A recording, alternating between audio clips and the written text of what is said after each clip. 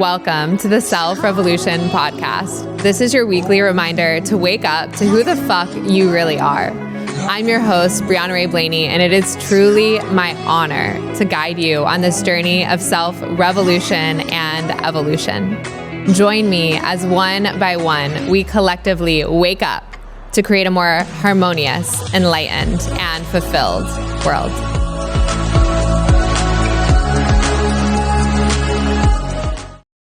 Welcome back to the Self-Revolution podcast. This week, we're talking about something that is near and dear to my heart, something that has very much had a massive impact on my life, and that is understanding women's cycles.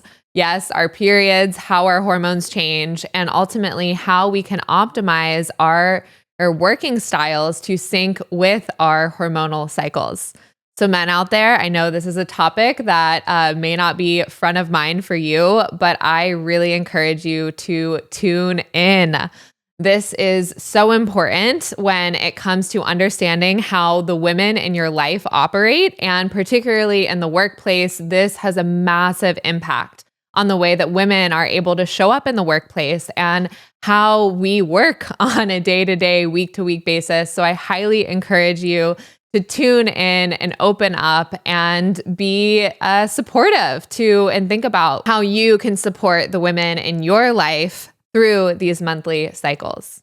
So today we're going to dive into the importance of understanding women's cycles in the workplace.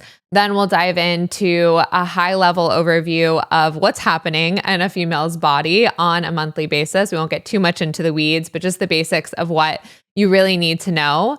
And then we'll talk about how to optimize your weekly and monthly schedule around your cycle, and end by how you can support yourself as a woman, but also the other women in your life, and men, how you can support these women in your life as well. So a couple of caveats before we dive in. The first one being that every single woman is unique. As we often talk about on this podcast, you are your own best guide and your body is your own best teacher. So while there are some rhythms that are common to the majority of the female population, your body is unique. And so the way you may experience your own cycle is going to be unique as well. So first and foremost, always remember to listen to yourself and listen to your body. And men, make sure to listen to the women in your life around how they are experiencing this, and be curious around how they are uniquely feeling. The second is that hormonal imbalance is highly, highly common. I'd say most women, particularly in America, are not experiencing regular hormonal cycles. I know I was not experiencing a regular hormonal cycle for many, many years. Either women are on birth control or IUDs or some form of synthetic hormones that are regulating their cycles for them, or they may be just experiencing hormonal imbalance where they're not actually experiencing a standard cycle. And we'll talk more about what that actually looks like in just a moment. But just another caveat that there's a lot of hormonal imbalance that's going on. We're not going to dive into the details around that in this podcast. If you're interested, I can do more around my journey on that another time. But just know that that is also very prevalent. So some of the things we're going to be talking about today are all nuanced by the fact that there's a lot of imbalance that's also occurring.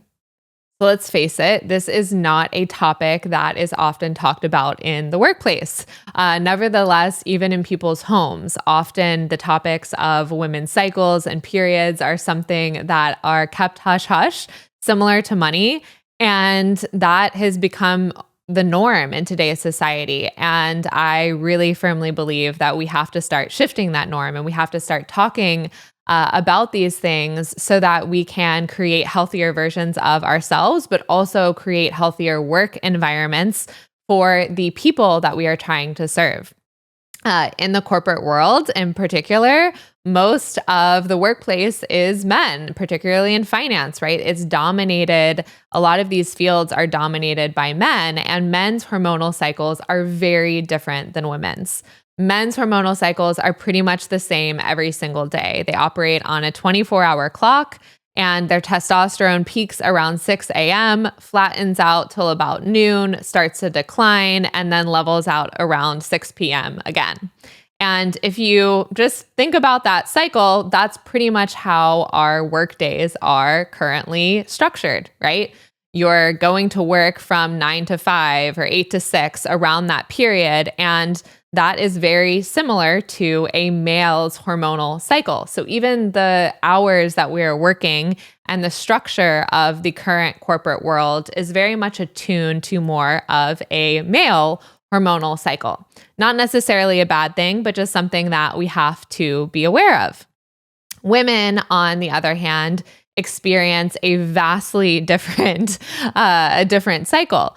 We operate on a 29 and a half day-ish cycle where we are many different people or have many different hormones flowing through us throughout those days, which we'll dive into the details of that in just a moment. But being able to understand that men and women do have innate differences, right? We are operating hormonally at that very base level in a different way. So men, super critical to understand how women are operating, and women, same, so critical for us to understand how men are operating so that we can start to not just work alongside one another, but really learn and integrate and work with one another to create more productive outcomes and optimized outcomes and efficient outcomes and loving outcomes. So my vision for this is that our cycles as women is something that becomes normal place talk in the workplace, right? We have to be able to say, hey, I'm on my period, or I might need to reschedule something, and have more of an open dialogue, not just with women whispering in the corner of the office, but with our bosses, with our colleagues, with our leadership, with other men. And I know it can feel a little weird and feel uncomfortable, feel a bit taboo, but this is our natural biology, right? We have been having these cycles for thousands and thousands and thousands of years. It's not weird. It's totally natural. And we have to start normalizing that in the workplace. So if you're out there and you had no idea, even as a woman, that you had a cycle, and maybe you've just been experiencing your period on a monthly basis, but you didn't know that there's phases or that there's more nuances around that, you are not alone. I didn't realize that there were different phases of my own hormonal cycle till I was probably 26. And didn't really understand the nuances of it until I was 28 or so. And I had been having a period for over a decade, right? Before I even realized these nuances. And so again, it's just not a topic that is commonly talked about or dove into in our education systems and our family systems. And so if you're in that seat, no, you're not alone. I know that there's many women and there's 40s, 50s, or 60s that still haven't had the opportunity to learn about this. And so this is your opportunity, men and women, to really start to tune into your body and your own cycle. And I know when I started learning this and started being able to see it within myself, it completely shifted the way that I was able to work, because hormones are so fundamental to the way that we operate on a day-to-day basis and our energy. And so when we're out of sync with our cycle or doing things that go against our cycle, again, it can be a huge depleter of energy. So at a high level, women operate on a cyclical basis. So men are operating on a 24-hour hormonal cycle, pretty much. And women are operating on a much longer cycle. So our cycle tends to be around 29 and a half days, which happens to be the same cycle of the moon. In ancient societies, women's cycles were called their moon cycles because of this. And I have noticed this within my own cycle that you can actually start to sync up your body with the rhythm of the moon. And I'll talk more about the mythology of that in just a moment. So on average, women's cycles can be anywhere from 28 days to 32 to 35. But traditionally, I'd say like 28 to 32 is considered a normal cycle. And again, there's nuances for every single woman. We are all made up of different energetic types. From an Ayurvedic perspective, these are doshic types. And so different doshic types are going to have different cycles and different qualities to their cycles. So what is normal for me might be different and likely is different than your normal. But we do also have to draw the distinction between what is normal in terms of what you're experiencing versus what is natural to you. So normally when I was growing up, I had really intense periods. I was in tons of pain. I bled a lot. And I would often be incredibly uncomfortable during my period. And that was my normal, but that was not natural to me. That was actually not my natural state. I don't experience that anymore. I don't have really intense periods. I don't have a ton of cramping anymore because I balanced my hormones and I came back to my natural state. So in a natural state, your period is not something that is like completely ripping you apart. And I think most women in today's society are experiencing, if they're not on some sort of birth control or IUD or something that is kind of regulating their cycle from synthetic hormones, that a lot of people are experiencing hormonal imbalance and are experiencing symptoms associated like that, like pain, like cramping, like abnormal bleeding. And if you are experiencing that, I highly encourage you to go see a doctor or an Ayurvedic doctor and start to work with that, because your body is trying to tell you something. And I know my body was certainly trying to tell me something, and it took me a long time. And I used Ayurveda to really help me balance my body and come back into my own natural state. So your natural state may be different than your current normal, but a natural period is around 28 to 32 days, might stretch a little bit longer to 35. And again, different energetic types have different periods associated with them. And so that natural state might be slightly different from person to person based on your own characteristics. To me, it is no coincidence that women's cycles happen to sync with that of the moon. In Ayurveda and a lot of ancient wisdom traditions, the female energy is associated with lunar energy, or that of the moon. And our cycles are around the same number of days as the moon. And in ancient traditions, you would see that women actually sync up with the moon and sync up with each other. And while some Western studies will try and contradict this, I can only share from my own experience, which is that women's cycles, when we are around each other and there are not synthetic hormones involved, we sync up with one another, right? We start to all get our periods at the same time. Our cycles literally sync, which is so wild and so magical and so beautiful that we as women and as just human beings in general, we are again one with nature. And so our cycles and these rhythms, they are all in tune with one another. So from an Ayurvedic lens, with a natural cycle, and in completely natural conditions, our bodies as women would sync up with the cycle of the moon, and we would bleed around the new moon and then cycle with the moon. And again, every 29 or so days, we would bleed and have our periods around the new moon. In the Western world, and with all of the travel that I do, my cycle is not currently synced with the new moon. It has been at some periods of time, but it's still a challenge with me to have a cycle that is completely synced with the moon. I think that if I was living out in nature and I wasn't traveling all of the time, that would likely happen. However, that I think in today's society is relatively rare, but it is definitely something that we can strive towards. And I personally have found that much more of the time, my cycle and my period will actually sync with the full moon instead. And so again, no right or wrong, just kind of sharing more of the backing around that connection with nature. So from a Western view, there are 4 primary phases of a female cycle. The first is menstruation, which is when you're actually bleeding. The second is your follicular phase, when your body is starting to prepare to potentially get pregnant. The third is ovulation, which is when your egg drops from your ovary and is when you're most fertile.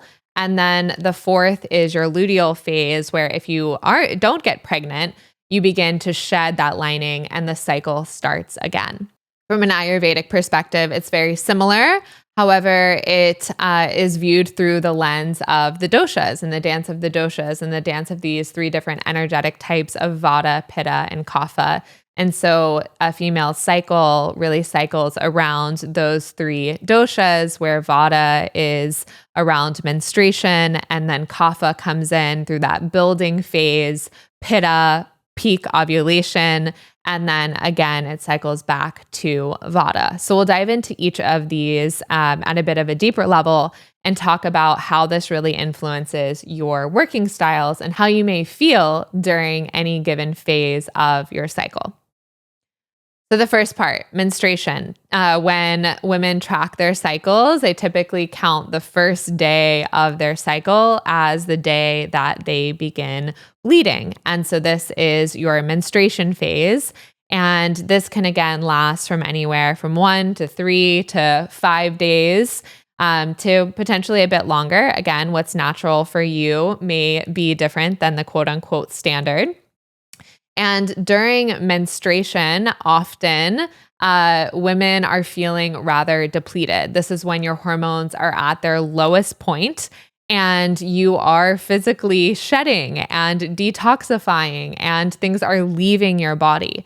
So it's really a time to tune in and to care for yourself and to focus on self-care and nourishment and to have the people around you in your life, men included, to really be there to support you and to love you and to care for you during this time. So as it relates to work, you're right during your period. I find for me, the day before my period, on the day of my period, and the day after, those are the most intense days. I often feel really emotional and drained, brain fog, kind of confused. And those are not the days to be out there having high stakes meetings and presenting to large groups or doing podcast recordings. For the most part, those are the days to be internal, to reflect, to regroup, to regenerate energy. And so I put my period on my calendar on a monthly basis. And I really try to clear those days from doing any sort of external work and focus on internal reflection, internal reading, internal writing, really using that time to rejuvenate and recharge. So as women in the workplace, and as men supporting women in the workplace, if women are right on their period or during this phase, it's so important to be conscious of that and kind. This is not the time to have direct feedback meetings or to deliver anything that might be really challenging or hard to hear.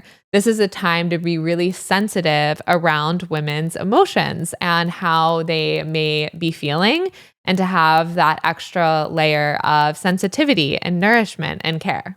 And while often I know I used to view my period as like the devil, as a thing I did not want. And even as a society, we've started doing that with birth control and IUDs, trying to minimize and disrupt women's natural cycles because we view it as a nuance and something that we have to get out of the way.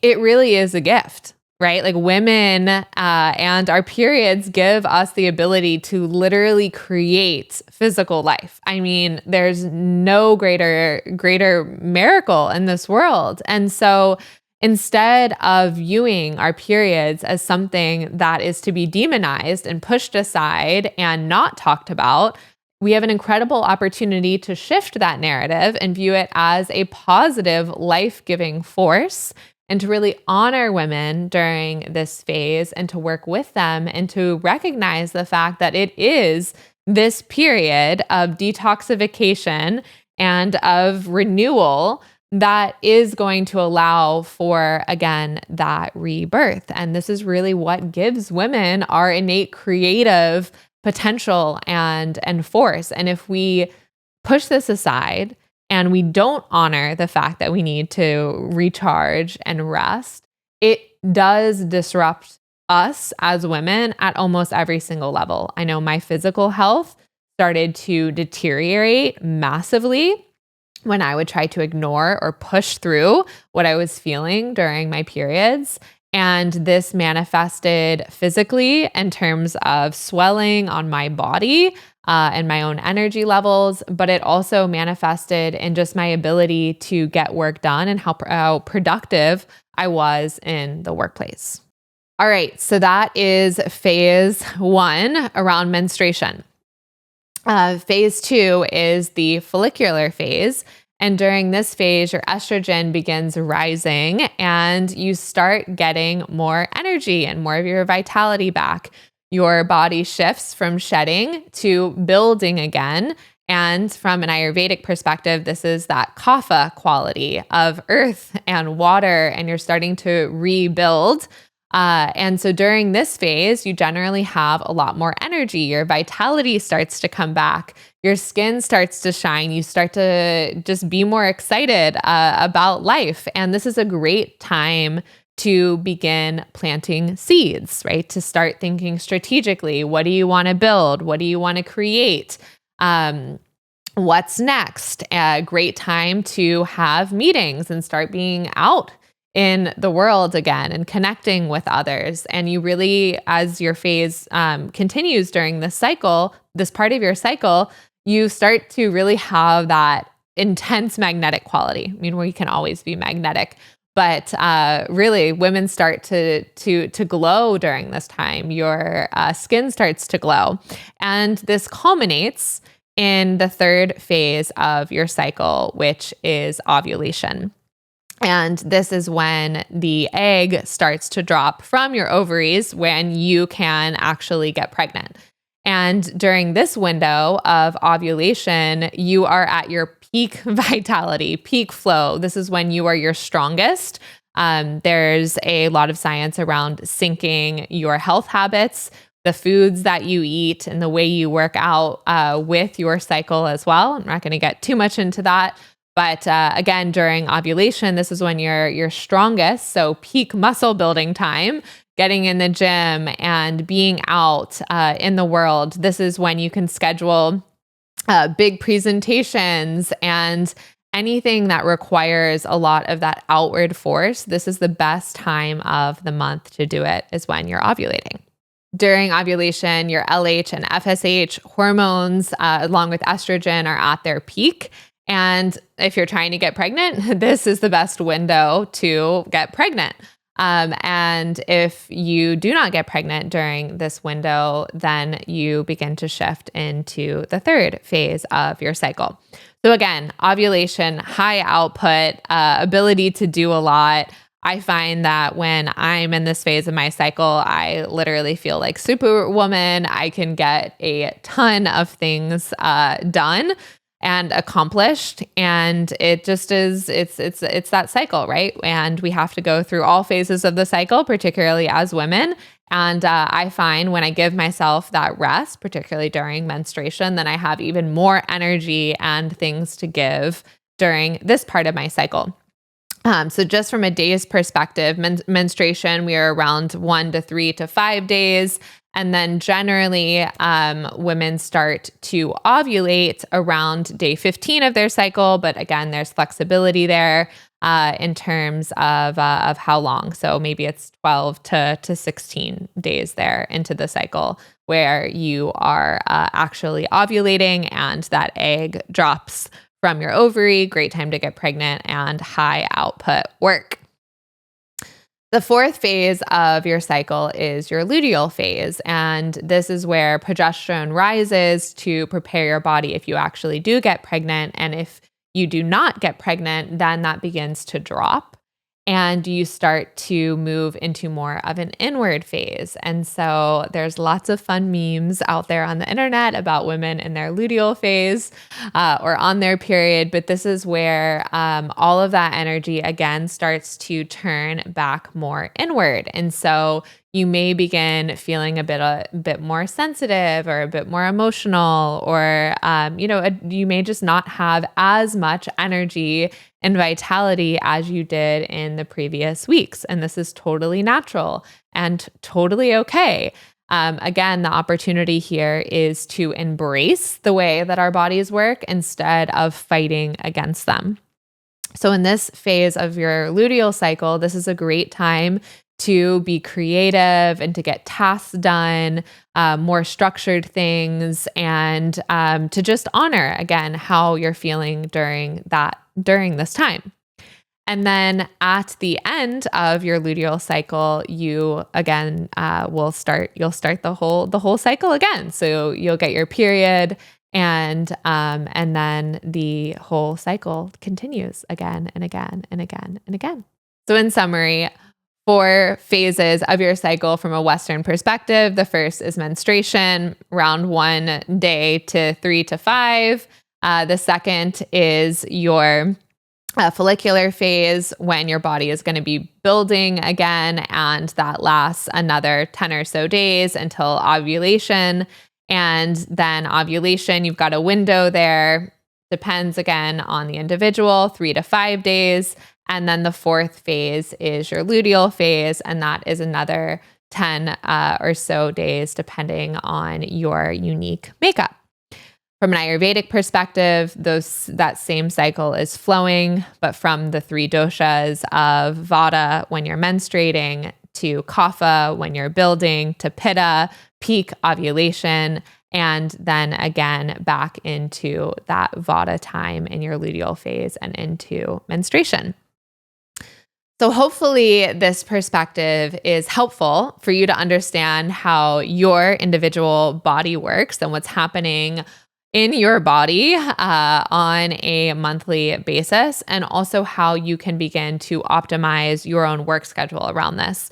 So as I mentioned, as we walked through these phases, I really look at my calendar. I put my period on my calendar, and I try to optimize what I'm doing on a weekly basis around my calendar, around my cycle, instead of operating just on the 24-hour cycle like men can. Women, we have to be aware that this is happening, right? And instead of fighting it, we can work with it. So during menstruation, I really try and remove meetings from my calendar the best that I can. And I can't always predict exactly when my period is going to come, but I do my best. And I also just honor where my energy levels are. I know that working for myself now, I have more flexibility around this, but even in the corporate world, particularly towards the end, I was being much more vocal around how I was actually feeling and rescheduling meetings on the days that I had my period, because I knew that that wasn't an optimal time for me to speak with someone to have optimal results. The next phase after my period, I really focus on creative work and planting new seeds, coming up with new ideas for podcast episodes, thinking strategically about what the next few weeks, next few months are going to look like, getting work done, creating presentations. Around peak ovulation, I try to schedule our retreats or big events, things in that nature around ovulation. And then down towards the luteal phase, again, I start to try and really focus on tasks, a lot of follow-up, things that I just need to check off of my to-do list that don't require as much outward interaction, and then reflect and rejuvenate and be in kind of that creative portal and prepare myself for menstruation again. So that's how I work with it within my own schedule. Again, you can't always control what happens, but to the best of my ability, and I try and optimize my travel schedule around that and consider the presentations and things that I accept to do, and even my social calendar as well. Really try and minimize more of that outward facing social time during the later phases of my cycle, as I know I'm not going to have as much energy. So men, if you are still with us, thank you so much for listening. It honestly means the world. I know when my partner, Michael, started to dive into this with me, it meant the world to me. And it really is so, so helpful to have open communication with your partner, with the men in your life, with your coworkers around this, because it truly helps them understand how you function. And it also can just make a lot more sense around why things are happening, right? Instead of getting in a fight because you reacted to something because you're feeling a little bit more sensitive, there can just be more compassion and understanding in the relationship. And this applies to the workplace as well. So thank you to all of the male listeners. If you are still with us, I am deeply appreciative for your just service in terms of and your desire to support us women and work with us. So we'll end by talking about how to support yourself and to support colleagues in the workplace. The biggest thing to me is awareness. As I opened with, I think there's a large portion of our population that is not aware of how our body functions, right? And so many times, even as women, we are not aware of what's actually happening. So if you're a woman out there who is cycling, I highly recommend just tuning into your cycle, start tracking your cycle. There's a bunch of great technology out there, the Aura Ring, natural cycles that can help you track from a tech perspective what's actually happening in your body. But also you can do this just from a more intuitive perspective, right? Check in with yourself on a daily basis. How are you actually feeling? And your period really gives you so many clues in terms of how healthy you are. So we didn't talk about this too much, but I actually use my period as a great indication of how healthy I am doing on the inside. And that is something that Ayurveda has done for thousands and thousands of years. The quality of your period and the blood flow is a huge indicator of your actual health as a woman. And so the first thing you can do is to just be aware of it. And men, same thing. The simple act of being aware of what is happening and being aware that the women in your life, the women that you are working with, are moving through this on a monthly basis and being curious and open and not, shying away from the conversations, but actually creating a safe space for them to talk to you about these things is so, so important. The second is communication, and we started to touch upon it there. But just as a society, allowing this conversation more space to breathe, just like money, these taboo topics are so critical if we are going to continue to move forward as a species. We've been ovulating and having cycles as women for thousands and thousands and thousands of years. This is not, this is common to most species out there. And it's a natural thing. So it's okay to normalize and talk about these things, even in the workplace. It doesn't have to be a weird thing. This is totally natural. And the last thing is to simply honor how you feel and to honor how the women in your life feel. I can't tell you how many times I have been told, even by doctors, that I wasn't feeling what I was feeling or that what I was experiencing was not real. And there is no more frustrating feeling in the freaking planet than to feel like you are crazy about your own body. So as women, you know what is happening and your experience is real. So if you are feeling deep pain or something is wrong with you, make sure that you speak up for yourself and that you honor how you feel.